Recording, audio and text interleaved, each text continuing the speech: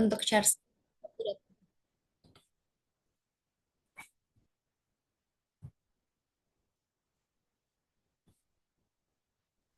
Oke, selamat pagi teman-teman semuanya. Assalamualaikum warahmatullahi wabarakatuh. Masih semangat nih teman-teman? Coba yang IPT absen dulu. Ketik satu di kolom chat yang IPT, yang teknik-teknik. Satu, ada Rafael, ada Victorinus Intan Putri, Raihan Latifa Bintang, Tung Prabu, Hirzin, Bojang, Els, dan rame banget ya teman-teman. Kayaknya semangat banget nih. Udah siap jadi finalis opsi semua nih ya. Oke, teman-teman. Aku akan sebelum sebelum ke materi, aku perkenalkan diri terlebih dahulu lagi ya, teman-teman. Perkenalkan, namaku Zulfan Heidir Ali Nurwigantara. Aku merupakan alumni dari program studi Teknik Elektro Universitas Gajah Mada, Fakultas Teknik. Jadi fokus bidang ilmuku itu sebenarnya di bidang robotika, Internet of Things, elektronika, energi juga bisa, kemudian AI. Aku juga sempat membimbing beberapa teman-teman SMA untuk lomba opsi di bidang-bidang keteknikan lah ini ya, engineer ya kan. Oke, untuk capaian, nah tadi udah disebutkan oleh Kak Helen juga, dan aku juga merupakan alumni OPSI ya teman-teman. Alumni OPSI di tahun 2019, alhamdulillah di 2019 mendapatkan medali emas, dan kemudian ditunjuk sebagai delegasi Indonesia di ajang internasional di Young Inventor Challenge Malaysia 2020, dan alhamdulillah mendapatkan medali perak ya teman-teman. Kenapa nggak ISEF bang ya kan? Nah, di tahun itu karena COVID nggak ada ISEF ya teman-teman. Jadi majunya ke Young Inventor Challenge. Kalau sekarang ada yang ke ISEF dan ada ke Young Inventor Challenge. Dan semoga nanti teman-teman semuanya yang nanti ke opsi bisa melaju juga ke internasional dan bisa membawa pulang medali emas nih, harus melebihi capaian dari Kak Sulvan ya. Oke, kalau tadi eh, sudah dibahas tentang IPS ya, tentang metode metode penelitian di bidang IPS gitu. Nah, di IPT kali ini ya, khususnya untuk yang teknik, yang engineering nih, Kak Sulvan nggak akan hanya membahas tentang metode, karena eh, sebenar-benarnya metode kalian ya kan. Kalau alat kalian, kalau sistem kalian, kalau aplikasi kalian nggak jadi, ya kan, nggak selesai, maka penelitian kalian itu bisa dibilang belum selesai, gitu kan. Oke, jadi sebelum itu, Kak Sulvan akan memberikan beberapa tips-tips ya dan arahan untuk teman-teman semuanya. Selanjutnya, setelah proposal opsi ini selesai, it- eh, itu kalau udah lolos harus ngapain aja gitu ya, teman-teman. Oke, harus mulai dari mana gitu. Yang pertama, teman-teman bisa perhatikan review juri. Ini nanti poin-poin ini akan Kak Zulfan bahas satu persatu tiap poinnya ya. Kemudian yang kedua, silakan teman-teman bisa merencanakan ulang pembuatan sistem, pembuatan alat, pembuatan aplikasi, teman-teman. Itu harus direncanakan ulang dan tentunya mengacu dari review juri tadi. Kemudian jangan lupa untuk menggunakan software-software pendukung yang bikin hardware, yang bikin ada hubungannya dengan mesin, mekanik, desain 3D yang berhubungan dengan coding-coding, membuat website, kemudian membuat aplikasi, ya semua harus menggunakan software-software pendukung yang fit tentunya. Kemudian kalau udah menggunakan software pendukung yang tepat, udah jadi alatnya, maka harus melakukan pengujian dengan tepat juga. Bagaimana cara melakukan pengujiannya, apa yang harus diujikan dalam pengujian sebuah alat, sebuah aplikasi, sebuah website, itu apa, itu nanti akan Kak Sulvan bahas. Dan yang terakhir tentunya adalah menyusun laporan penelitian. Oke, kita bahas satu persatu dulu. Dari yang pertama, nah ini teman-teman pasti udah lihat ya, bisa dibuka di akun opsi teman-teman semuanya, baik SMP maupun SMA. Di situ ada review juri. Nah, gimana nih tanggapan juri terhadap penelitianmu? Apakah komentarnya panjang, ada yang komentarnya pendek, ada yang komentarnya cuma satu kalimat, ada yang komentarnya mirip kalau kita tanya ke AI mungkin ya, ada yang poin-poin, ada yang paragraf panjang gitu. Apakah itu berpengaruh ya? Enggak ya teman-teman. Jadi bukan bukan berarti yang komentarnya panjang bagus atau yang komentarnya pendek bagus, yang komentarnya paragraf bagus itu belum tentu ya teman-teman. Karena reviewer ini beda-beda, bukan satu orang yang sama. Reviewernya beda-beda, dan setiap reviewer atau setiap juri itu punya style masing-masing dalam mengomentari penelitian atau proposal penelitian yang sudah teman-teman submit di opsi kemarin. Nah, terus apa yang harus dilakukan dengan adanya review dari juri tersebut gitu ya teman-teman?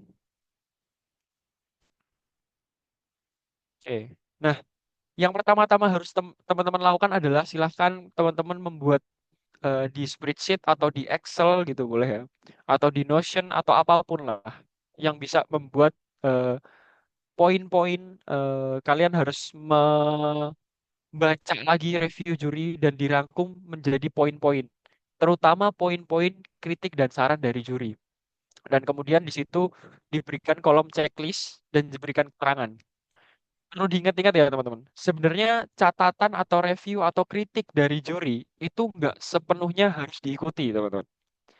Kalau semisal teman-teman merasa, oh ini kayaknya bagus untuk diikuti, silahkan diikuti. Kalau semisal merasa itu kurang tepat, ya eh, nggak diikuti, nggak masalah. Tapi kalian perlu menuliskan kenapa kalian tidak mengikuti saran atau kritikan tersebut.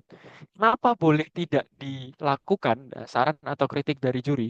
Karena kadang ya, terkadang juri atau reviewer itu karena terlalu banyak proposal yang masuk sehingga ada beberapa poin-poin yang teman-teman ini sampaikan di proposal yang itu tidak terbaca atau miss gitu. Misal ada review juri yang menyebutkan kenapa pakai Raspberry Pi Pico gitu. Kenapa nggak pakai ESP32? Kan itu penggunaannya lebih simpel. Silahkan silahkan coba menggunakan ESP32 misal. Misal komentarnya seperti itu. Tapi di proposal teman-teman sudah menyampaikan bahwa kenapa teman-teman pakai Raspberry Pi Pico itu karena kenapa bla bla bla bla. Maka itu tidak perlu diikuti lagi gitu. Kalau misal teman-teman punya dasar yang kuat yang mendasari kenapa teman-teman tidak melakukan saran atau kritik dari juri tersebut. Nah, review ini nanti juga di akhir ya, kalau perlu bisa dilampirkan sebagai bukti bahwa teman-teman itu sudah melakukan saran-saran sudah membaca saran-saran dan kritik yang diberikan oleh reviewer juri. Dan kalau misal tidak dilaksanakan, teman-teman di situ juga memberikan keterangan. Itu bisa dimasukkan ke dalam lampiran. Oke, tadi kita udah membahas tentang review juri harus diapakan, harus dicatat, harus dalam pelaksanaannya nanti teman-teman harus menceklis ya, menceklis mana yang udah dilaksanakan dan mana yang belum. Dan kemudian selanjutnya teman-teman harus melakukan perencanaan ya, merencanakan pembuatan sistem dengan lebih matang. Sistem itu maksudnya di sini adalah bisa bisa kalau teman-teman bikin alat berarti alat, kalau misal teman-teman bikin aplikasi berarti aplikasi, kalau bikin website berarti website dan apapun itu gitu teman. Harus direncanakan lebih detail lagi karena di teman-teman di bagian eh, proposal kemarin sebenarnya sudah membuat timeline tapi timelinenya itu masih timeline secara umum. Nah, di sini teman-teman harus merencanakan lebih matang eh, tentang pembuatan sistem dengan lebih detail. Kenapa? Karena untuk opsi ini timelinenya bisa dibilang untuk IPT ya, untuk teknik ya, itu sebenarnya adalah waktu yang cukup sempit ya teman-teman.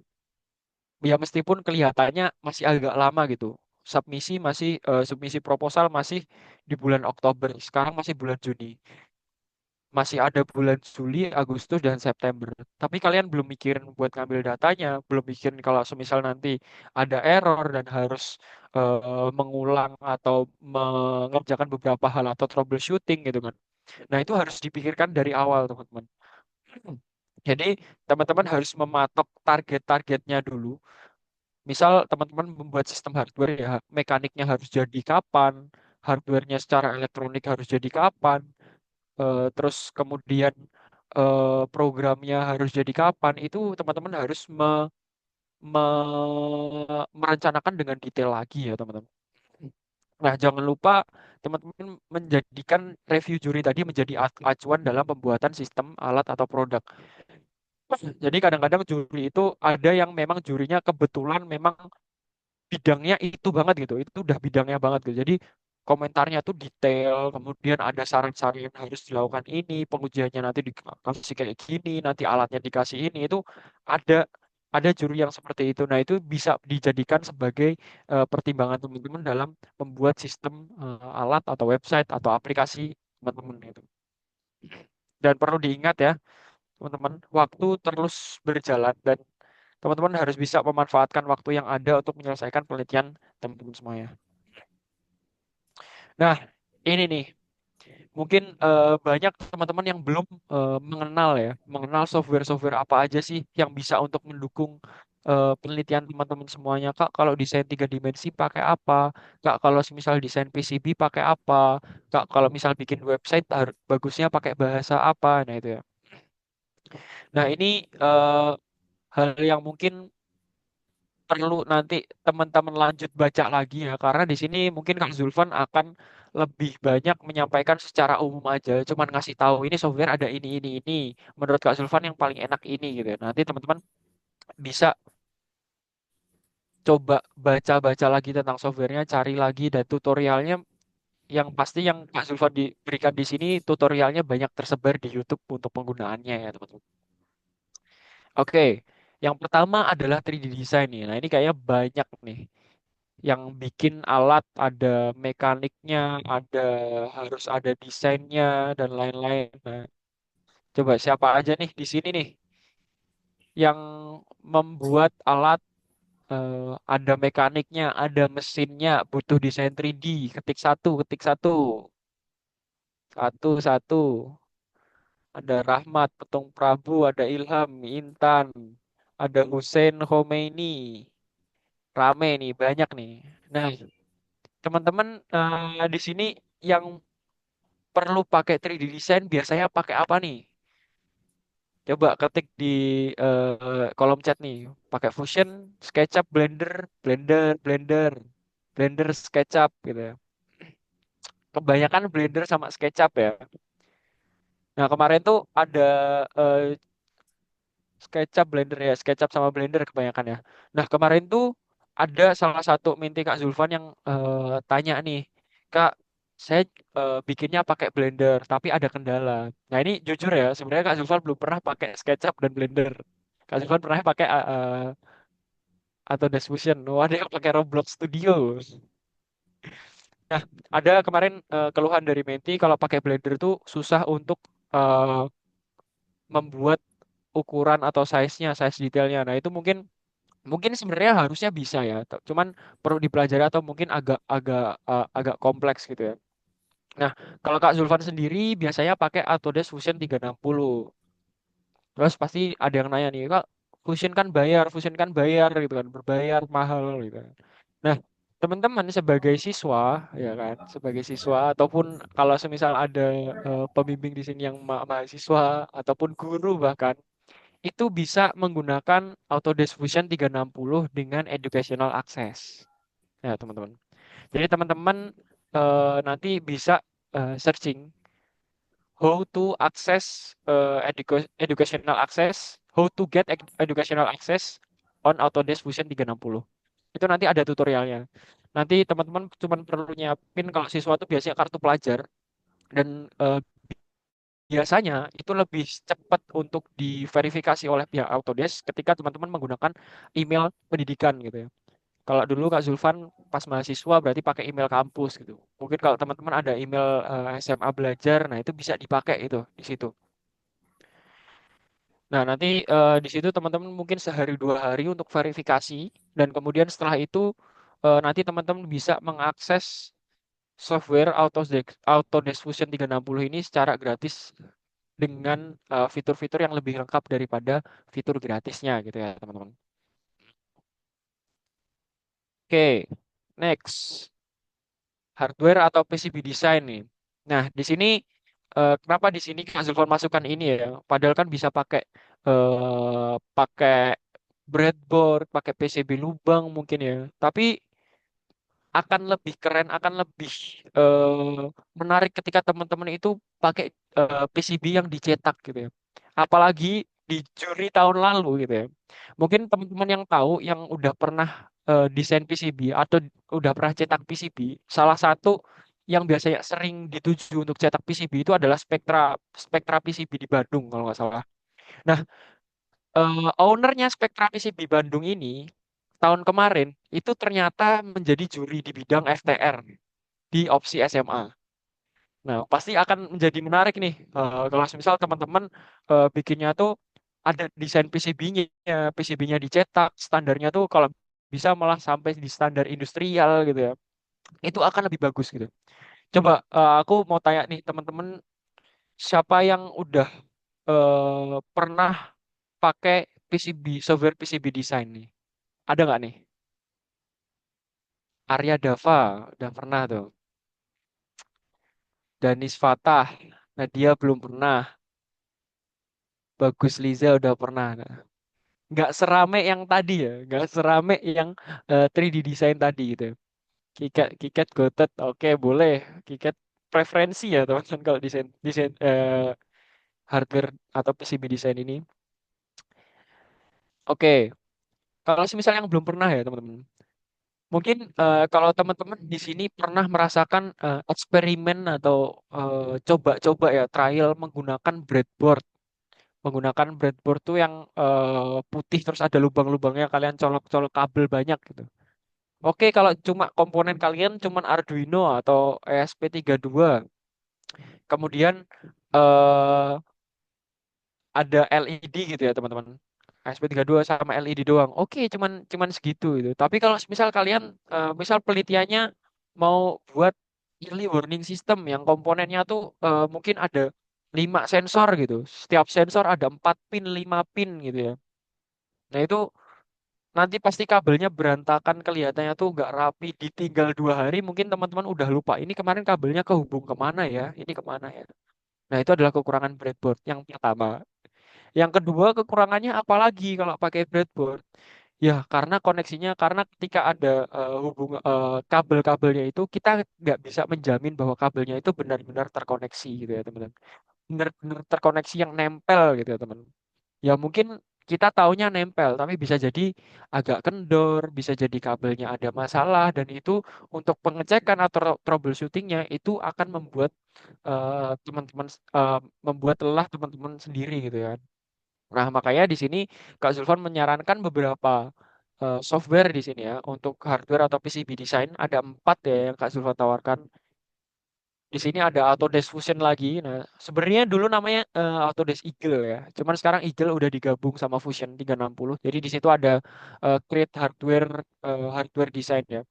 Nah, ini kelebihannya dari Autodesk Fusion ini adalah teman-teman bisa desain PCB di situ dan desain 3D-nya langsung bisa didesain misal butuh casingnya atau apanya bisa langsung dilempar ke Fusion 360-nya. Kemudian ada KiCad tadi ada yang udah pernah pakai KiCad ya, udah pernah pakai KiCad. Kemudian ada Deep Trace dan kemudian ada yang pakai Easy ED, Easy EDA ya. Terus kalau semisal teman-teman tanya kalau Kak Zulfan preferensi yang mana ya? Sebenarnya setiap software ini ada kelebihannya masing-masing. Tapi kalau saat ini, Kak Zulfan itu pakainya Easy EDA. Kenapa? Ini Easy EDA ini akan sangat membantu ketika teman-teman itu membuat eh, PCB yang nantinya tuh perlu dicetak sampai dicetak dari China gitu. Misal biasanya tuh untuk teman-teman yang riset di bidang eh, bikin alat medis, biomedis. Nah, itu kan beberapa mungkin perlu dicetak di Cina karena komponennya dari sana sekalian. Nah, itu bisa pakai Easy EDA karena Easy EDA ini merupakan salah satu software buatannya dari JLC PCB, salah satu produsen PCB terbesar di dunia bahkan. Dan di situ teman-teman juga kalau semisal teman-teman yang udah pernah pakai Fusion 360, KiCad atau Deep Trace itu teman-teman kalau semisal nggak ada komponennya nih harus mencari library gitu. Harus mencari library atau bikin sendiri komponennya gitu, nggak bisa drag and drop aja. Nah, Easy EDA ini itu keunggulannya semua komponen yang ada hampir semua komponen yang ada di dunia ini ya, yang nggak bukan customize ya, bukan custom yang custom cuman mereka cetak untuk industri mereka sendiri, itu hampir semuanya ada, pasti ada. Dan di situ langsung bisa dilihat stoknya di Cina tuh sekarang berapa gitu. Itu keunggulan Easy EDA dan bisa langsung dilihat eh, view 3D-nya. Nah, nanti mungkin kalau misal masih ada waktu lebih nanti mungkin Kak Zulfan akan berikan contoh PCB design menggunakan ECADE. Dan kemudian ada juga deep trace gitu ya. Itu untuk hardware design. Nah, kita next lagi untuk yang bikin aplikasi, yang bikin website ya, UI UX untuk tampilan software pakai apa? Ya, paling bagus adalah pakai Figma karena di situ teman-teman bahkan bisa sampai membuat prototipe dari website atau aplikasi itu sendiri sampai clickable walaupun belum terkait dengan fitur-fitur yang terhubung dengan server atau backend gitu ya teman-teman. Nah itu teman-teman untuk UI UX design bisa pakai Figma. Nah, kemudian adalah programming text editornya gitu. Nah, ini sebenarnya bergantung pada apa yang akan teman-teman buat ya. Kalau teman-teman mau ngoding Arduino ya, program Arduino ya, atau ESP32 ya, silahkan pakai Arduino IDE gitu. Pakai Visual Studio Code bisa nggak? Bisa sebenarnya. Cuman perlu download beberapa hal.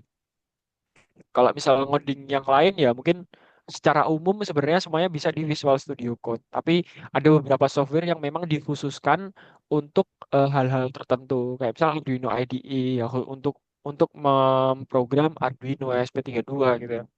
Atau kalau teman-teman pakai STM32 ya silakan pakai STM32 Cube IDE. Jadi jangan dipaksakan semua di Visual Studio Code. Tapi kalau semisal pertanyaannya adalah bisa atau enggak, itu bisa ya teman-teman.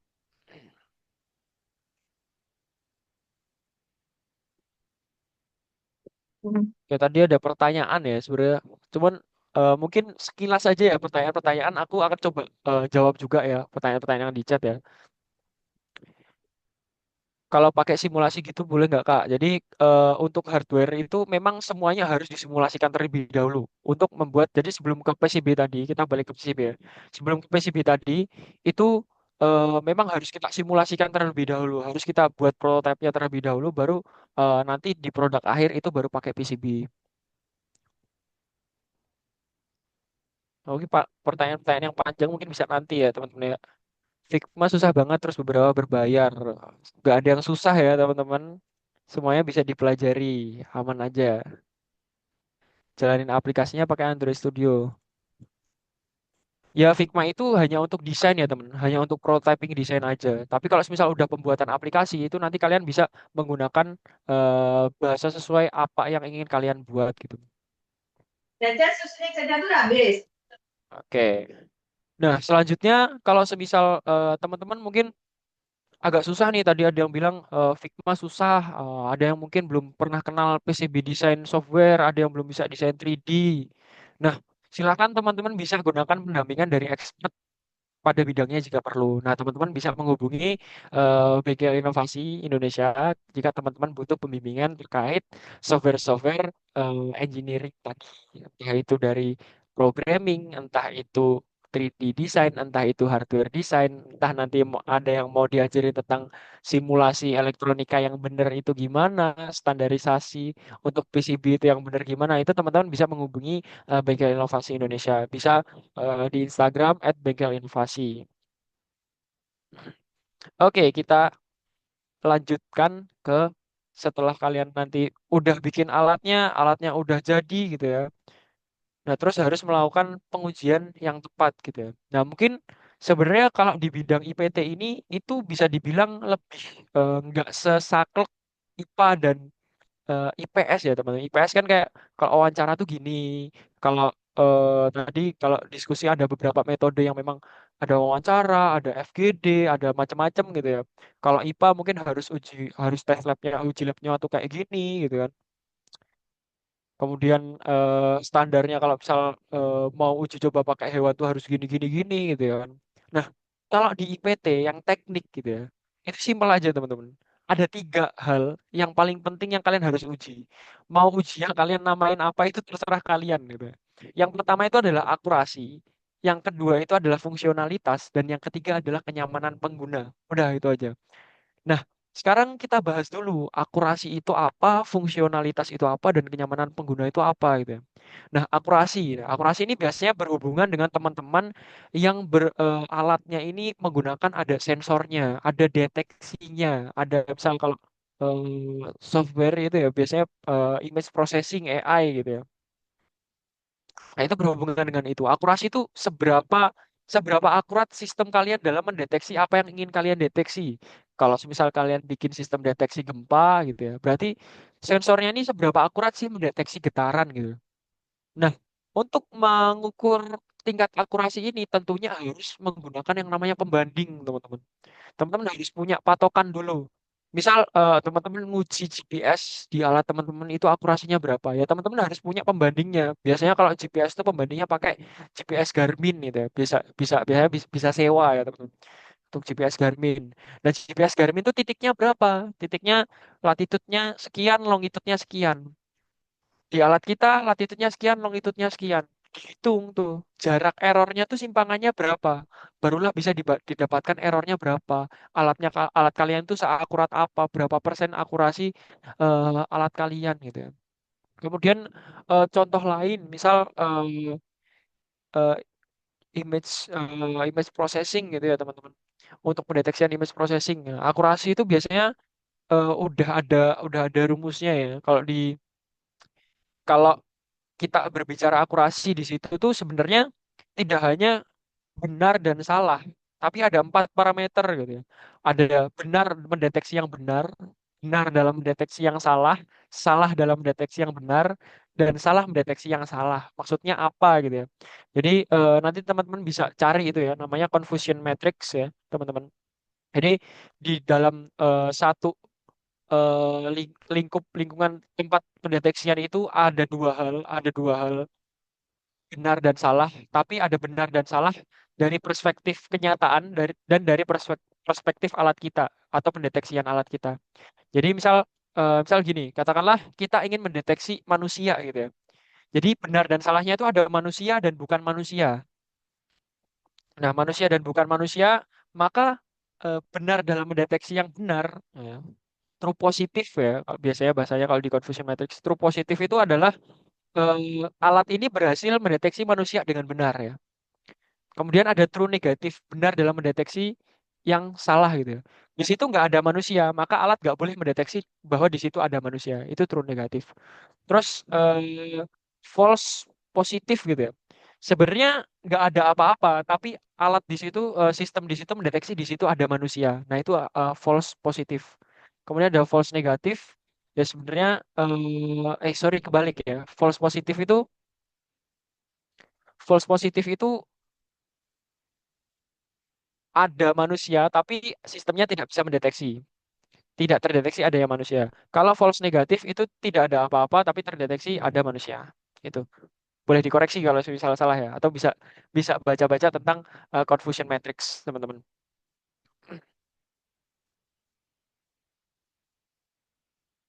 Kemudian fungsionalitas itu seperti apa gitu ya. Kalau fungsionalitas itu bagaimana ketika alat kita itu diimplementasikan langsung sesuai dengan fungsinya gitu. Kalau tadi kita cari nih satu-satu sensornya tuh akurasinya berapa. Kalau fungsionalitas itu ketika udah digabung jadi alat, terus difungsikan secara realnya nanti kayak gimana, skemanya kayak gimana gitu ya. Kalau pendeteksi bencana sebenarnya agak susah ya. Misal kalau dulu penelitianku tentang eh, anjing pelacak ya, pendeteksian untuk membantu deteksi korban ya. Anjing pelacak aku kasih lompi, terus kalau semisal anjing pelacaknya itu nemuin korban, aku bisa dari jarak jauh memantau live location dari si anjing pelacak ini. Dan kalau semisal anjingnya menemukan korban, ada titik poin ditandai ketemunya korban gitu ya. Nah, di situ aku ada pakai GPS dan sensor suara untuk mendeteksi gonggongan anjingnya karena anjing pelacak ini eh, ketika mendeteksi korban itu akan menggonggong gitu ya. Nah, kalau di uji akurasi tadi itu aku ujikan GPS ku akurasinya berapa dan deteksi untuk suara gonggongan anjing ini akurasinya berapa. Kalau di fungsionalitas maka langsung anjing pelacak itu langsung kita semacam simulasikan bencana alam untuk nyari korban, apakah visualisasi petanya itu udah benar, terus apakah titiknya itu sesuai dengan titik korbannya gitu. Nah, itu yang uji fungsionalitas itu seperti itu ya, teman. Jadi yang langsung bisa yang langsung diimplementasikan dalam kasus atau disimulasikan dalam kasus aslinya gitu. Walaupun kalau bencana nggak bisa dalam kasus asli, tapi kita bisa melakukan simulasi terhadap hal tersebut gitu. Nah, biasanya di sini kemarin Kak Zulfan menemukan ada beberapa komentar-komentar juri yang meminta untuk menambahkan, silahkan ditambahkan. Biasanya kan di tujuan penelitian kalian menyebutkannya seberapa efektivitas alat bla bla bla bla bla gitu kan. Konsep forte. Seberapa efektivitas alat itu, tapi belum disebutkan kalau misal ada tujuan untuk menguji fungsionalitas itu. Nah, efektivitas itu mungkin kadang itu yang ditangkap juri itu, oh efektivitas ini hanya sebatas akurasinya aja, belum usabilitasnya. Nah, biasanya komentarnya juri, silahkan tambahkan pengujian usabilitas dari alat tersebut gitu ya. Nah, pengujian usabilitas ini sebenarnya mencakup secara fungsionalitas dan secara kenyamanan pengguna. Bedanya apa? Kalau fungsionalitas itu memang dari sudut pandang alatnya, dari sudut pandang engineeringnya. Apakah alat itu bekerja dengan benar atau enggak gitu. Itu dari fungsionalitas. Tapi kalau kenyamanan pengguna itu pendapat pengguna gitu. Apakah menurut mereka ini akan membantu dalam menyelesaikan masalah user atau enggak gitu. Kalau misal aplikasi website itu biasanya biasanya nanti pakai SUS gitu ya, System Usability Scale gitu ya. Atau apapun yang itu bisa mendapatkan validasi dari penggunanya itu seperti apa. Kalau di tempatku karena di situ penggunaan anjing pelacak dulu ya. Nah, di situ itu diambil dari karena nggak mungkin ya tanya teman-teman ke anjing pelacaknya, kamu nyaman nggak pakai rompi yang aku buat? Nggak mungkin kan teman-teman. Jadi di situ dalam pengujian itu aku didampingi oleh dokter hewan. Nah, nanti dicek kesehatannya sebelum dan setelah pengujian itu. Apakah ada sesuatu hal yang berbeda dari biasanya dalam simulasi pencarian korban bencana alam itu atau enggak gitu teman-teman. Itu untuk kenyamanan pengguna. Nah, kemudian poin yang terakhir nih adalah penulisan laporan penelitian. Nah, gimana nih kalau semisal udah alatnya udah jadi, pengujiannya udah lengkap, udah terbukti akurat, udah terbukti bekerja secara fungsional dan udah mendapatkan validasi dari pengguna. Kalau alat kita nih bagus gitu, alat kita ini akan bermanfaat. Nah, ujung tombaknya adalah penulisan laporan penelitian kalian itu. Bagaimana kalian bisa membahasakan, bagaimana kalian bisa menuliskan menyampaikan apa yang kalian dapatkan tadi, data-data yang udah kalian dapatkan tadi tentang efektivitas, tentang akurasi, tentang fungsionalitas, tentang pendapat user, itu kita harus bisa bahasakan dengan baik dan meyakinkan ke juri bahwa alat yang saya bikin ini adalah alat yang bagus, alat yang aku bikin ini adalah alat yang akan bermanfaat gitu, terbukti dari akurasinya sekian ya. Itu teman-teman bisa eh, bahasakan dengan baik dan meyakinkan gitu ya, teman-teman. Nah, mungkin di sini teman-teman penulisan laporan itu nanti akan banyak dibimbing oleh guru pembimbing masing-masing gitu ya, teman-teman. Jadi teman-teman untuk bagaimana bahasanya itu udah benar atau belum itu nanti silahkan teman-teman bisa berdiskusi kepada guru pembimbing masing-masing gitu ya. Tapi di sini Kak Zulfan akan mengingatkan beberapa hal yang biasanya teman-teman itu lupa atau miss gitu ya di penulisan laporan penelitiannya. Nah, di laporan penulisan penelitian ini yang teman-teman harus jadikan acuan itu adalah pedoman opsi. Seperti yang tadi disampaikan oleh Kak Eva. Teman-teman harus punya yang SMP punya pedoman opsi, SMP yang SMA punya pedoman opsi SMA. Karena semua aturannya tuh ada di situ. Formatnya kayak gimana, kemudian eh, apa namanya jumlah halamannya berapa, kemudian isinya itu apa aja, babnya apa, subbabnya apa, ada di situ semua. Penamaan tabel, penamaan grafik itu ada di situ semua. Nah, ini ya. Pertama ikuti pedoman opsi ya. Nah, kemudian tadi Kak Zulfan sudah sampaikan juga tentang menampilkan dan menjelaskan hasil penelitian dengan bahasa yang baik dan meyakinkan bahwa penelitian kalian itu benar-benar akan bermanfaat gitu ya, sesuai apa yang masalah yang kalian angkat gitu ya. Nah, kemudian gunakan kalimat yang meyakinkan juri. Dan teman-teman di sini bisa memanfaatkan lampiran ya. Dulu di opsi 2019 itu kalau nggak salah batasan halaman itu cuma 15, tapi total halaman dari laporan penelitian Kak Zulfan itu kalau nggak salah ada 70 halaman. Lampirannya banyak banget. Karena kenapa harus banyak ya, teman-teman? Ya karena di situ data uji GPS-nya ada berapa berapa ratus sendiri gitu ya. Terus kemudian gambar-gambar apa namanya rompi anjingnya secara detail itu ada berapa sendiri gitu kan. Logbook belum belum tentang logbook. Terus ada data-data yang diolah itu seperti apa. Kalau misal gede-gede panjang-panjang itu dimasukkan di lampiran juga, dan masih banyak lagi hal-hal yang bisa kalian manfaatkan untuk dimasukkan lampiran gitu. Dari desain itu bisa dimasukin lampiran. Yang dimasukin ke naskah di kalau sekarang tahun ini 20 halaman kalau nggak salah. Itu ya yang penting-penting aja, yang inti-inti aja. Ibarat kalau misal desain itu desain yang terlihat keseluruhan gitu, yang detail kayak tampak samping, tampak depan, tampak atas, tampak belakang, tampak dalam, tampak luar, yang lebih detail-detail itu cantumkan di lampiran. Tapi disebutkan juga di laporan di naskah kalian bahwa desain lebih lengkap atau desain lebih detail tercantum pada lampiran sekian gitu. Nah, ini Kak Sulvan bakal ingetin lagi ya teman-teman. Nah, di sini ada di pedoman itu banyak yang biasanya sering sering miss ya teman-teman. Yang pertama itu adalah penyajian tabel gitu ya. Tabelnya tuh bukan kotak-kotak ya teman-teman. Garisnya cuma satu, dua, tiga. Cuman garis horizontal aja. Kemudian penampakan tabelnya di pojok kiri atas. Ini banyak yang kadang masih hmm, salah ya teman-teman. Kadang masih ada yang tabelnya bentuknya kotak-kotak gitu ya. Nah, ini kalau ini yang penyajian gambar ya.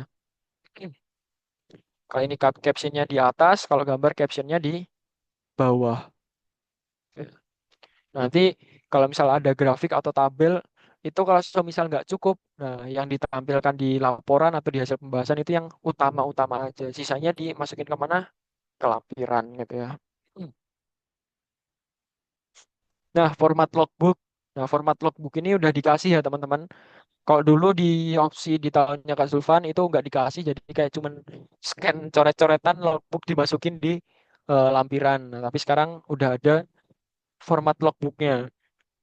Nah, format logbook ini kan sebenarnya cuman ada tanggal, aktivitas sama dokumentasi ya teman-teman. Nah, di bagian dokumentasi ini jangan kalau bisa tambahkan juga dokumen-dokumentasi, misal kalian nyatet, kalian apa gitu ya. Jadi bukan hanya foto, misal diskusi dengan tim SAR gitu ya. Diskusi dengan tim SARnya jangan cuma foto kalian terus ada tim SAR duduk bareng di foto masukin ke sini. Tapi catatan kalian itu juga dimasukin di tabel dokumentasi ini. Itu juga boleh teman-teman. Itu ya, ini untuk format logbook. Nah, terakhir ya sebelum tanya jawab ditutup dengan quotes. Ini sebenarnya quotesnya sama ya kayak webinar sebelumnya kalau teman-teman semua mengikuti ya. Ya, tentang jadilah juara ya. Nah, untuk menjadi juara maka bersainglah. Untuk menjadi juara yang hebat bersainglah dengan yang terbaik. Tapi untuk menjadi juara terhebat maka bersainglah dengan dirimu sendiri.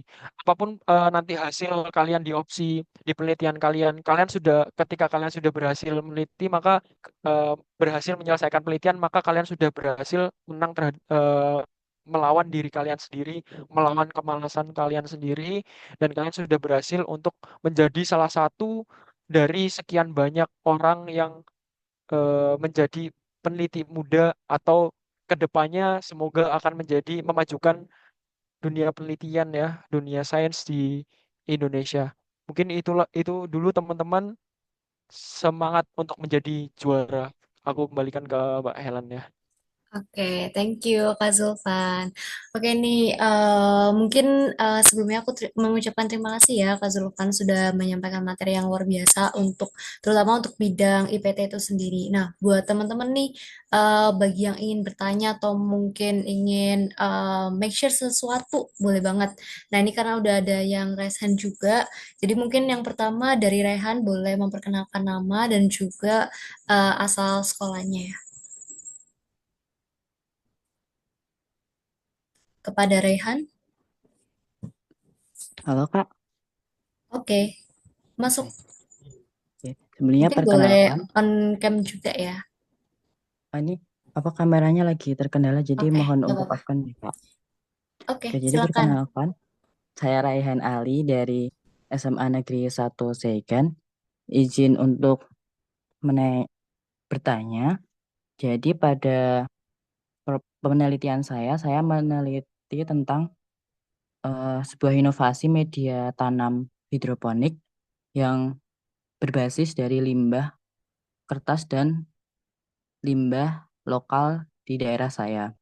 Nah, tu- tujuan yang ingin saya capai dalam penelitian saya adalah saya ingin produk dari penelitian saya tidak hanya dapat diketahui uji efektivitasnya, tetapi juga dapat diuji secara kelayakan baik dari segi lingkungan, teknis ataupun ekonomi, dan juga dapat diuji melalui eh, keberterimaannya di masyarakat.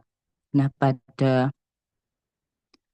metode yang saya cantumkan di proposal saya ini ada metode yang saya ambil dari prinsip-prinsip dari life cycle assessment dan juga menggunakan participatory evaluation. Nah, menurut kakak, eh, metode saya sudah dapat menjawab dari tujuan saya atau ada lagi atau mungkin ada metode lain yang bisa saya gunakan di penelitian saya kali ini.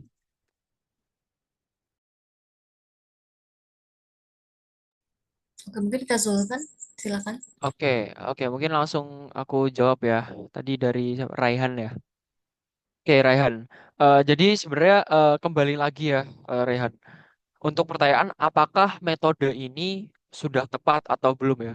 Sebenarnya yang tadi Raihan sebutkan ya, Raihan itu akan mencoba membuktikan bahwa secara berbagai macam hal itu udah fix atau belum, baik dari segi lingkungan, baik dari segi teknis ataupun ke penerimaan masyarakat itu udah bagus atau belum. Itu sudah memenuhi ya, Raihan ya, udah memenuhi tiga hal tadi ya, tiga hal yang Kak Zulfan sebutkan.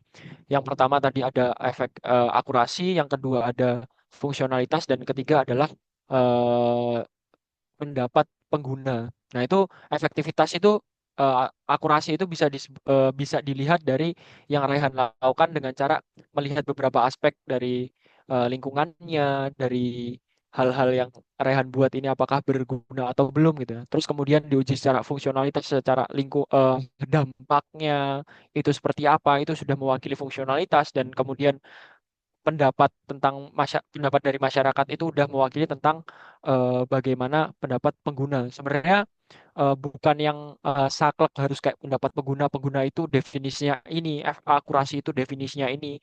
Itu enggak ya, Raihan ya. Jadi kalau menurut Kak Zulfan hal itu udah memenuhi tiga poin tadi. Asalkan dari metode yang Raihan gunakan itu sudah bisa memenuhi dan bisa membuktikan bahwa apa yang Raihan buat ini itu bagus dan diterima oleh masyarakat, maka hal itu udah bisa dibilang benar gitu ya.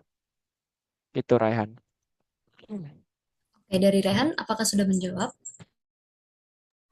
Sudah cukup Kak, terima kasih atas penjelasannya. Oke, thank you Rehan. Mungkin kita ke next penanya ya Kak ya. Mungkin dari Rafael dari SMA Negeri 1 Kuta. Boleh on Baik. cam. Mohon maaf lagi di luar soalnya. Oke, silakan pertanyaannya dan perkenalan terlebih dahulu ya. Baik, nama saya Rafa Bramanja Kristiaji dari SMA Negeri 1 Kuta. Saya izin bertanya. Penelitian saya adalah tentang penelitian rancang bangun atau research and development, yaitu sistem sistem yang terintegrasi dengan AI untuk membantu pembelajaran mandiri. Jadi sistem ini untuk para siswa SMA dalam melakukan pembelajaran mandiri, di mana pembelajaran mandiri itu tanpa ada guru atau tanpa ada pengajar. Yang saya jelaskan dalam proposal saya itu menggunakan data kualitatif seperti user log dan kuesioner dan data kuantitatif wawancara. Saya mau bertanya, apakah benar jika saya menggunakan metode kualitatif seperti wawancara? Dikarenakan saya sadar kalau menambah dengan data kualitatif ini bertambah juga kompleksitasnya. Selanjutnya, karena saya menggunakan AI dan model machine learning, maka saya perlu data untuk dibagi menjadi train, test, dan validasi. Kira-kira dari manakah saya bisa mendapatkan data tersebut dan apakah proses pengolahan serta pembersihannya perlu dijelaskan dalam paper? Terima kasih.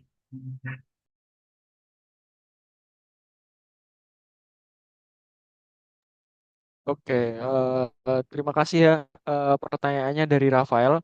Langsung aku jawab ya Rafael. Jadi kalau dalam sebenarnya ketika penelitian Rafael ini sebenarnya bisa masuk ke IPS ataupun IPT ya. Ketika pembahasannya itu sebenarnya lebih ke arah kayak bagaimana kamu hasilnya tuh berdasarkan wawancara, berdasarkan dampaknya seperti apa. Nah, itu mungkin itu sebenarnya lebih cocok ke ke IPS, sorry.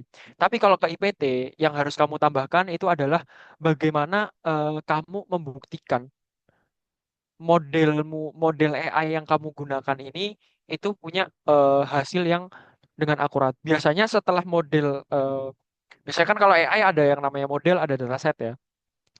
Kemudian di training gitu berdasarkan model dan dataset yang udah ada dan model yang udah dibuat. Nah, ketika setelah di training itu biasanya ada keluar hasilnya kayak akurasinya berapa, kemudian presisinya berapa, recall-nya berapa, F1 score-nya berapa, itu biasanya ada keluar di situ dan itu perlu Rafael cantumkan ya nanti di laporan. Dan biasanya yang akan menjadi pertanyaan itu kalau misal angka akurasinya itu terlalu tinggi gitu ya. Angka akurasinya terlalu tinggi, kemudian biasanya jadi pertanyaan, ini akurasinya tinggi kok bisa? Ini itu kan akurasi berdasarkan hasil training ya.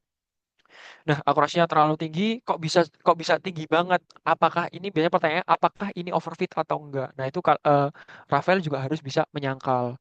Nah, memvalidasinya itu dengan apa? Ya dengan cara untuk AI untuk belajar mandirinya ini dicobakan langsung ke orang-orang gitu atau dicobakan langsung di testing oleh Rafael itu sendiri. Apakah pertanyaan dan jawabannya udah sesuai apa yang seharusnya seharusnya terjadi gitu ya atau belum.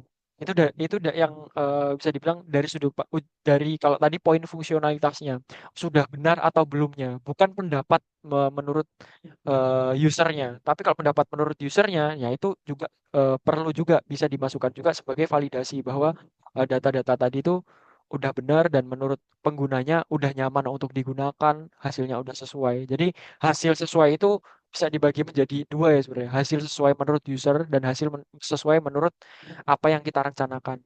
Gitu ya, Rafael. Oke, Apakah dari menjawab, Rafael sudah Rafael? menjawab.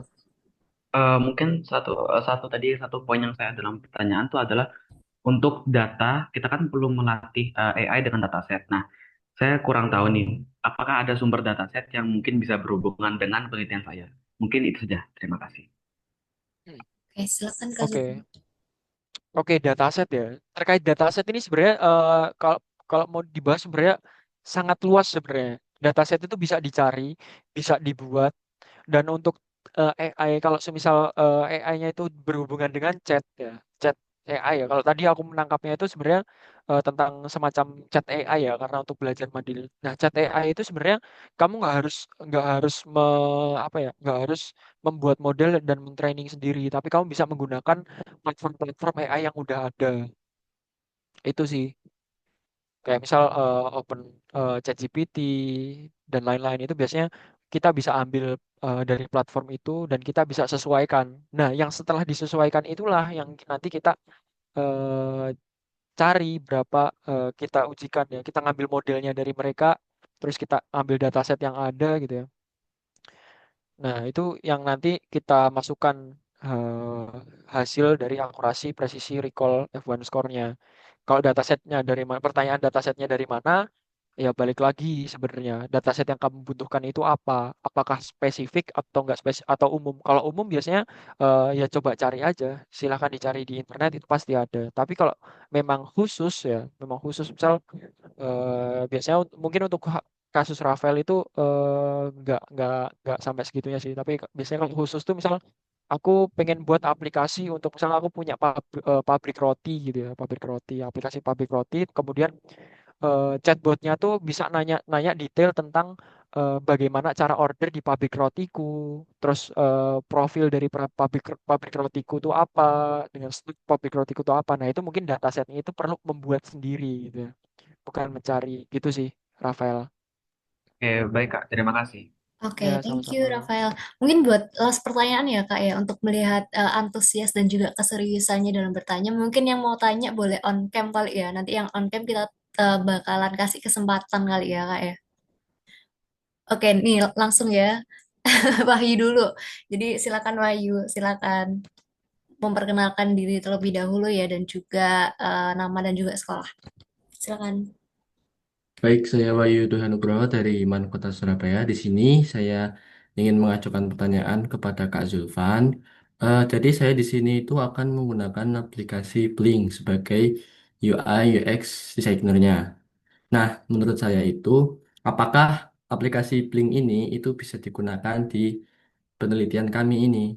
Karena sebetulnya yang pernah saya dengar dari kakak tingkat saya, ia pernah ditegur karena lantaran menggunakan aplikasi Blink yang dianggap sebagai template UI atau UX designer.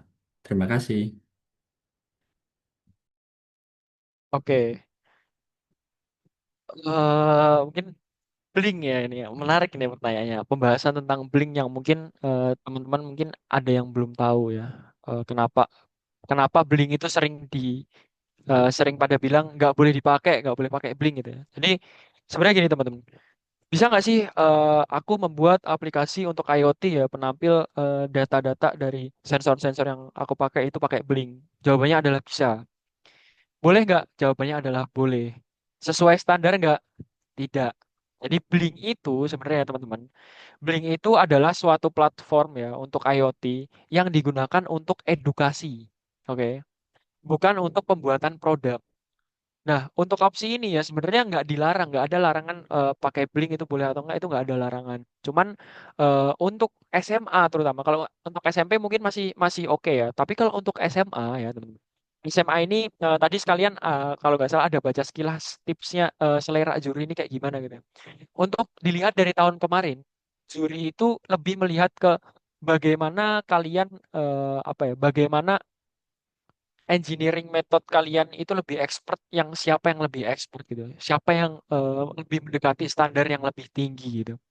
Misal kalau cuman IoT basic ya pakai Blink ya mungkin kalah sama IoT yang aplikasinya itu kita memang bangun aplikasi dari awal yang pengiriman datanya mungkin pakai MQTT, kemudian softwarenya itu bikin sendiri, menggunakan algoritma apa untuk processing datanya, untuk parsing datanya dijelaskan lebih detail, lebih kompleks. Nah, itu yang lebih disukai juri. Jadi kalau misal pertanyaannya boleh atau enggak, jawabannya boleh. Tapi kalau pertanyaannya bagus atau enggak, jawabannya adalah kurang bagus dan kurang direkomendasikan. Lebih baik membuat dari awal untuk aplikasinya sendiri. Karena Blink itu skalanya adalah skala edukasi, bukan skala untuk produk gitu ya, teman-teman.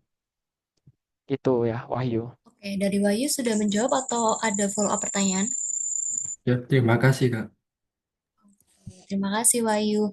Nah, mungkin karena juga keterbatasan waktu ya teman-teman sekalian, kita mungkin cukupkan untuk sesi dari Kak Zulfan ini yaitu dari bidang IPT. Nah, bagi teman-teman mungkin yang ingin belum pertanyaannya belum terjawab atau masih ada yang ingin ditanyakan lagi, boleh nanti ditanyain lewat WhatsApp group aja ya teman-teman, atau mungkin nanti bisa tanya atau follow SHI untuk tahu info lebih lanjutnya.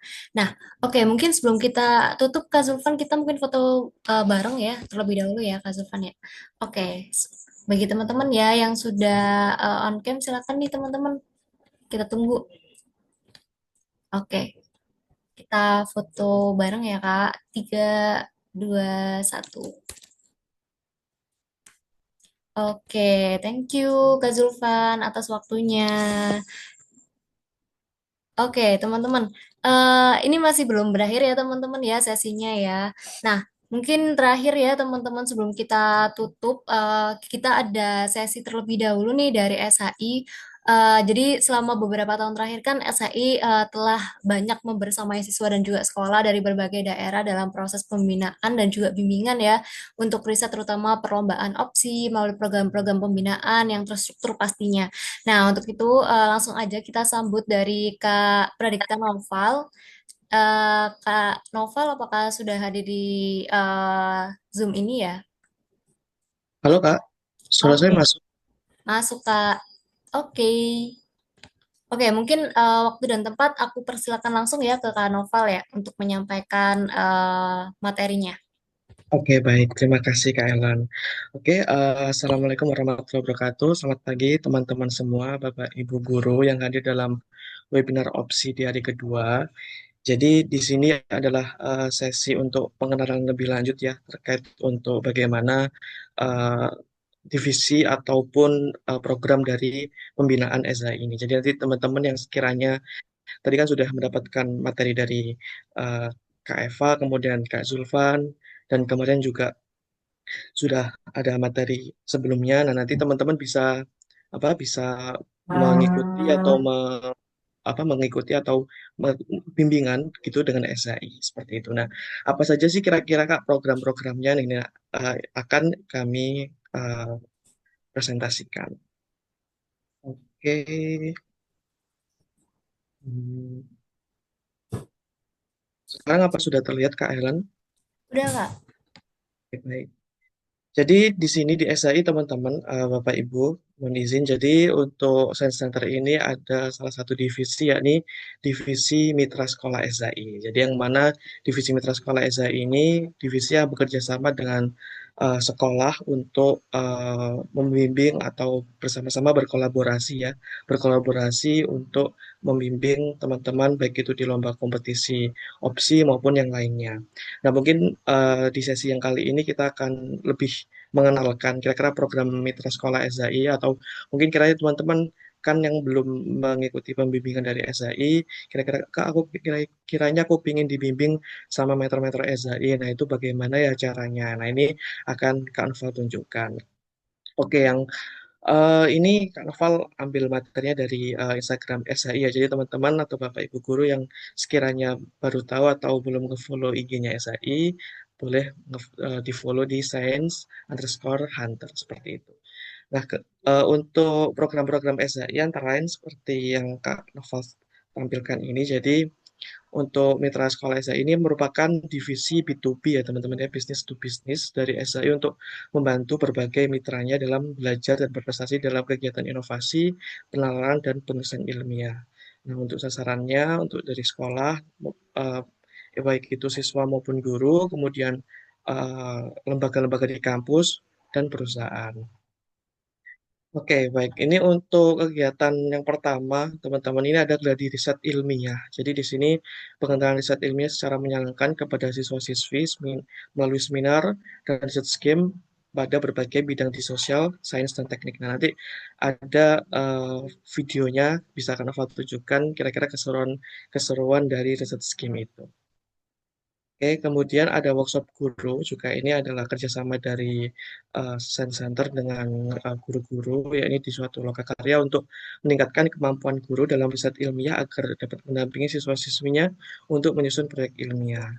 Nah, ini untuk kurikulum dan sertifikat ini sudah terverifikasi kemudian dapat dibanding dengan kegiatan riset ilmiah. Jadi kalau untuk siswanya gratis riset, gurunya bisa workshop guru. Nah itu biasanya jadi sekalian gitu ya Bapak Ibu dan teman-teman. Kemudian ada, nah ini mentoring intensif kompetisi ya teman-teman. Jadi ada proposal dan atau laporan. Jadi kan kalau sekarang sudah tahapnya untuk laporan opsi ya. Nah ini bisa teman-teman gunakan ya untuk pembinaan ini. Ada antara lain yang kami bina ataupun program-program keilmiahan atau kompetisi biasanya di opsi, MyRes, Wiksi, LPB, dan lomba-lomba kementerian yang lainnya. Nah, ini bentuknya bisa satu tim itu dibimbing oleh satu mentor profesional. Kemudian untuk bimbingannya meliputi validasi ide, kemudian pengarahan metode, bimbingan analisis data, bimbingan review karya, hingga finalisasi karya secara daring atau luring. Nah, kemudian berikutnya ada pembinaan untuk teman-teman KIR ya, untuk SD sampai SMA. Jadi kan mungkin di sekolahnya ada ekstrakurikuler KIR, nah itu bisa kerjasama dengan Science Center untuk kurikulum, kemudian untuk bagaimana output dari kegiatan-kegiatan KIR tersebut. Kemudian juga ada program-program secara ala carte kami menyebutnya. Jadi sekiranya yang terkait pembinaan ataupun yang sekiranya tidak ada di pembinaan yang sebelumnya tadi itu bisa sesuai custom ya, sesuai custom atau ala carte program.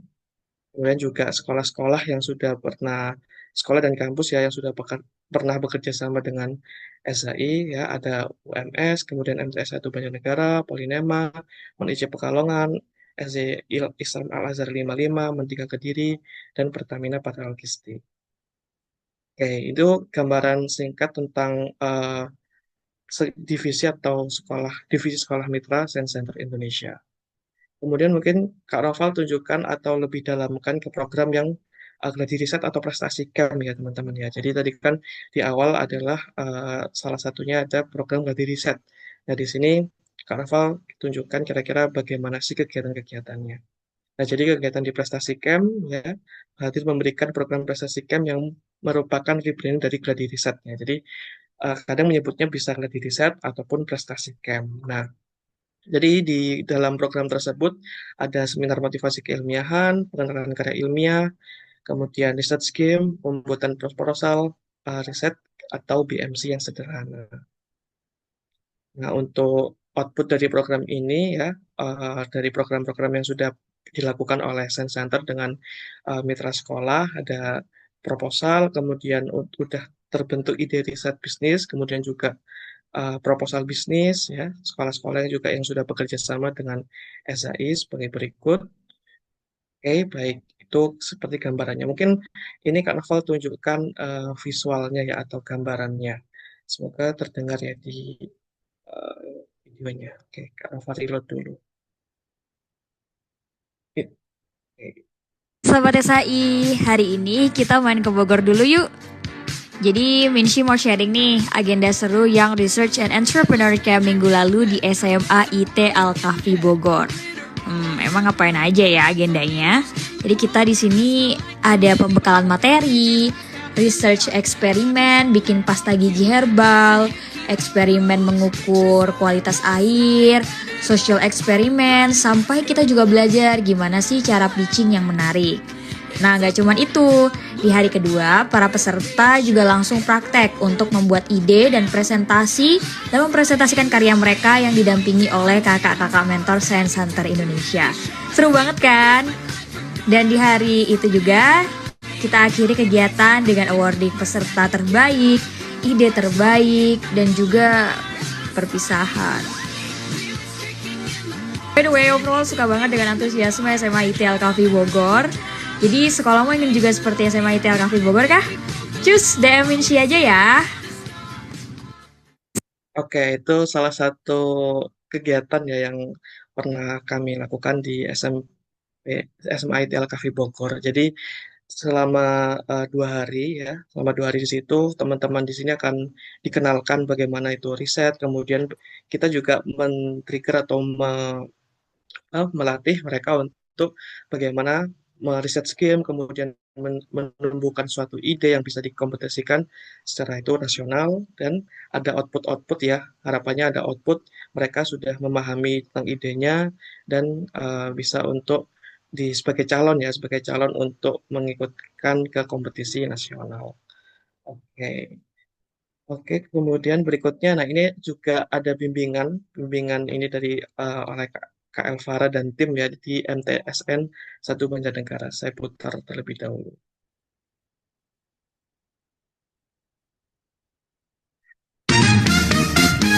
Nah, ini kan kita mau lihat apakah rumusan masalah dan tujuan penelitiannya ini nanti sinkron ke bagian metode ya. Sini ditulis kayak keterangan di bawah.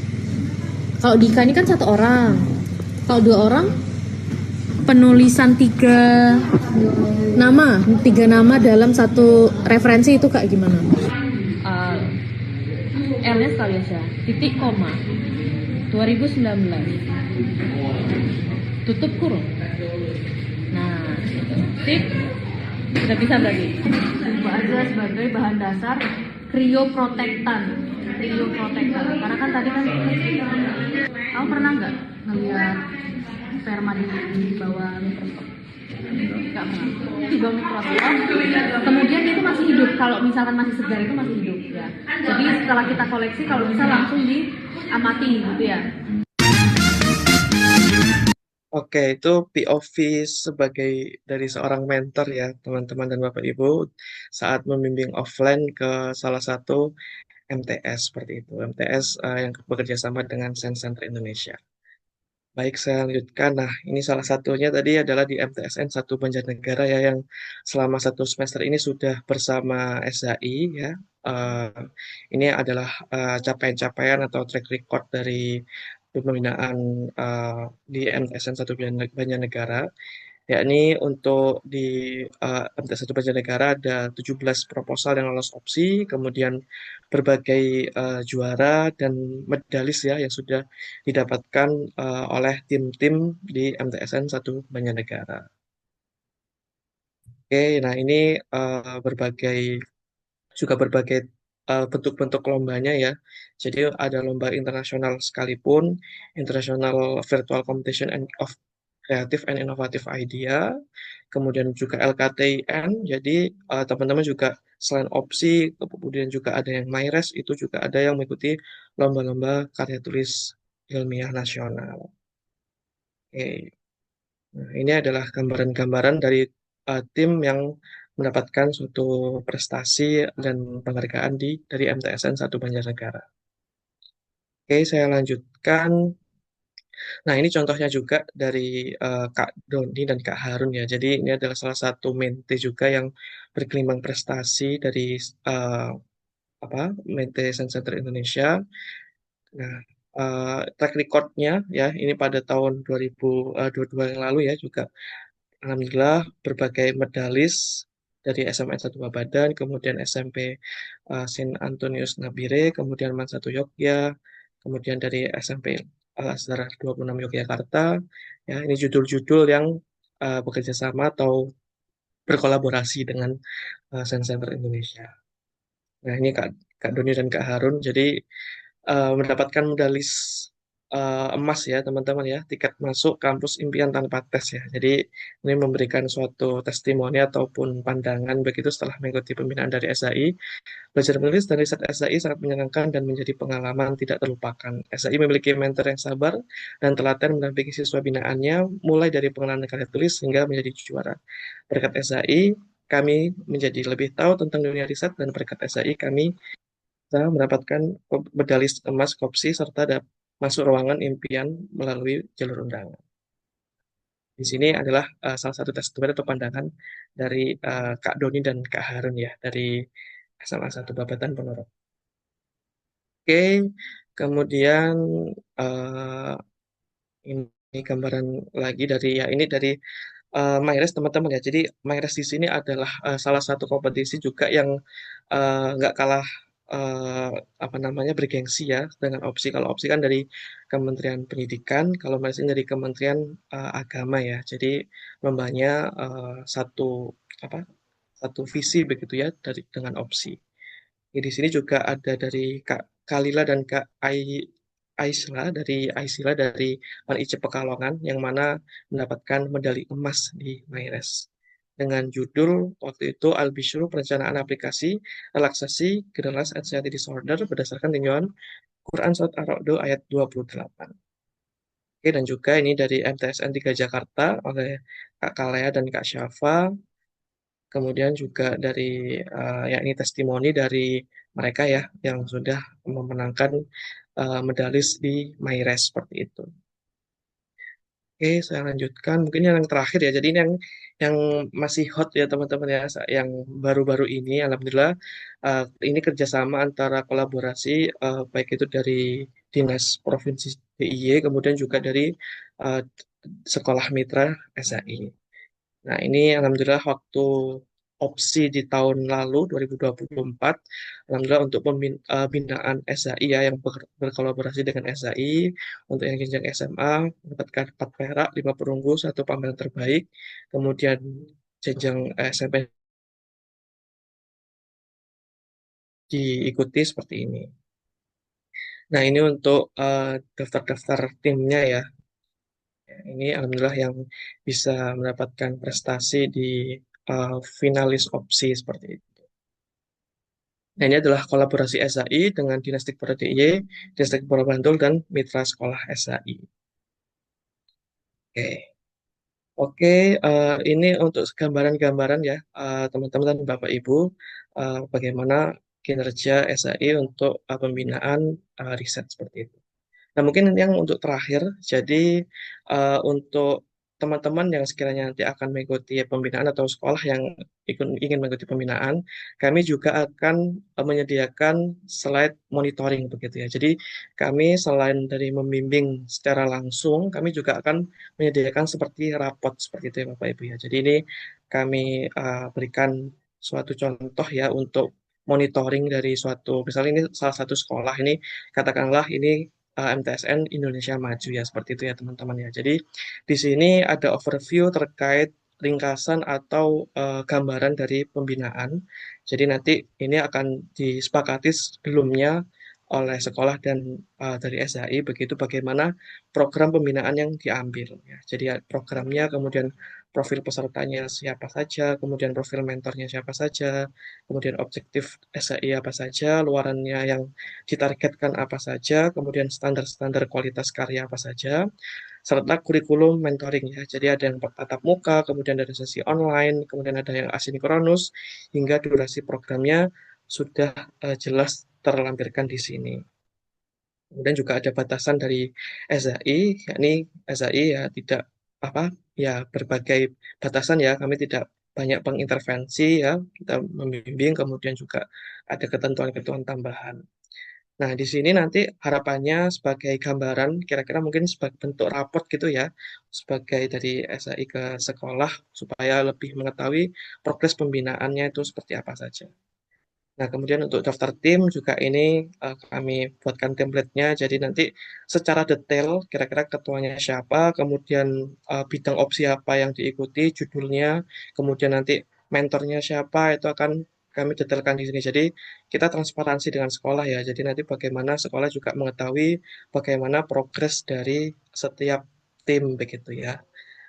Kemudian juga hasil review. Nah, ini hasil review yang kemarin proposal ya. Jadi kami juga akan rekap di sini. Harapannya sebagai catatan untuk pembinaan laporan. Jadi pembinaan laporan juga berkiblat pada hasil review yang dilakukan oleh juri opsi ya. Ini sebagai catatan dan sebagai pandangan agar untuk pelaksanaan laporannya sesuai dengan apa yang disarankan atau diberikan review oleh juri. Oke, kemudian untuk eh, ini untuk ini untuk secara pembinaannya ini kan ini ya secara pembinaan yang berkala. Jadi pembinaan ini sesuai dengan kerjasama nanti berapa kali pembinaan. Di sini nanti akan kami juga berikan catatan.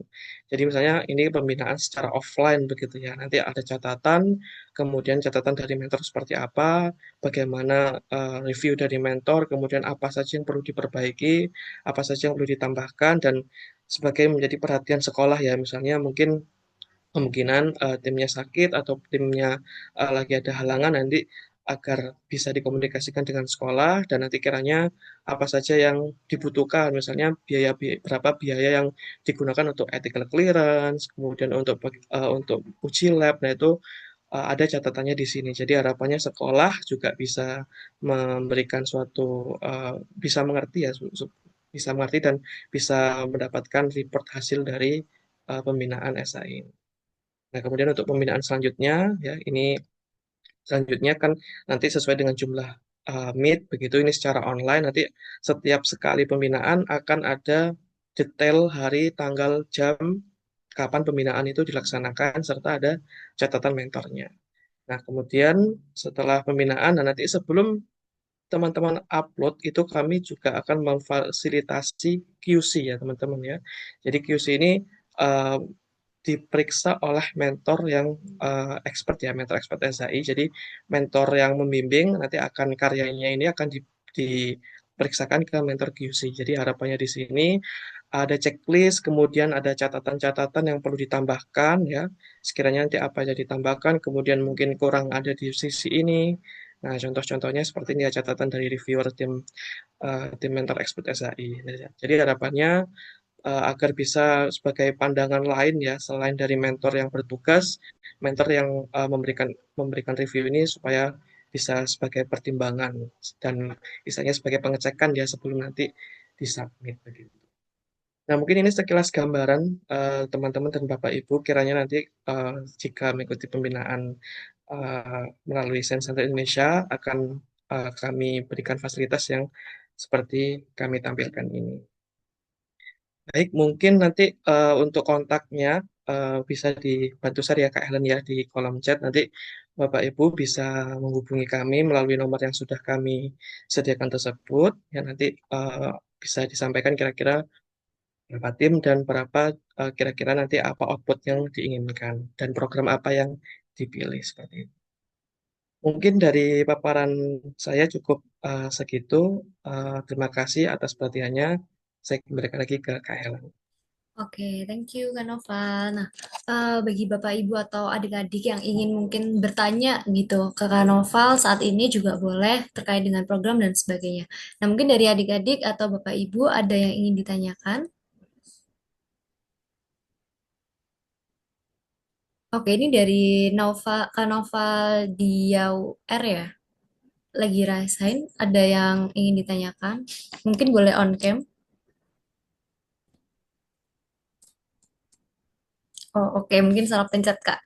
Oke, mungkin Oke. karena belum ada yang ditanyakan ya, Kak, ya, saat ini, atau masih lagi berpikir atau malu-malu gitu ya. Nanti mungkin saya sudah share juga untuk kontaknya di chat Zoom ini.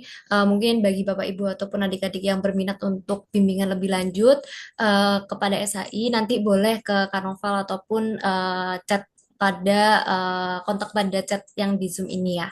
Oke, terima kasih Kak Noval atas waktu yang telah diberikan.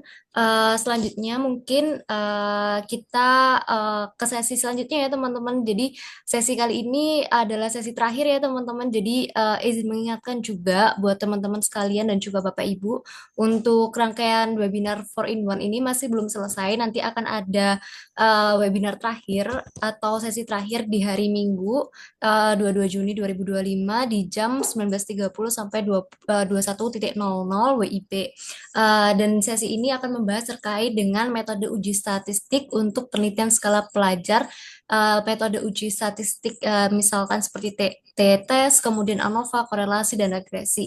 Jadi buat teman-teman ataupun Bapak Ibu ataupun adik-adik yang sedang menyusun laporan atau ingin memperdalam pemahaman tentang analisis data statistik, nah sesi ini tuh wajib ya untuk diikutin bagi Bapak Ibu dan juga adik-adik sekalian. Nah, selanjutnya untuk link presensi juga sudah saya share di chat Zoom. Silakan teman-teman ataupun Bapak Ibu yang belum mengisi presensi bisa diisi karena ini akan menjadi syarat untuk klaim e-sertifikat dari Science Hunter Indonesia.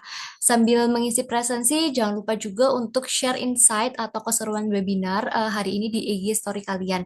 Tag juga ataupun mention ke IG Science Hunter @sense_hunter karena IG story paling menarik dan kreatif akan mendapatkan hadiah spesial dari SAI. Dan untuk teman-teman yang tadi sudah aktif bertanya atau berdiskusi, nanti akan ada informasi lebih lanjutnya. Pengumuman 3 partisipan teraktif yang mendapatkan kelas online karya tulis ilmiah senilai Rp150.000 akan diumumkan melalui WhatsApp grup masing-masing. Akhir kata, kami mewakili seluruh tim Science Hunter Indonesia mengucapkan terima kasih yang sebesar-besarnya kepada pemateri, peserta, dan semua pihak yang telah berkontribusi dalam webinar hari ini. Mohon maaf apabila ada kesalahan ataupun kekurangan atas kendala teknis. Semoga sesi hari ini memberikan ilmu, semangat, dan juga inspirasi untuk terus berkarya melalui riset ilmiah yang etis dan juga berdampak. Sampai jumpa di sesi selanjutnya. Assalamualaikum warahmatullahi wabarakatuh. Selamat siang.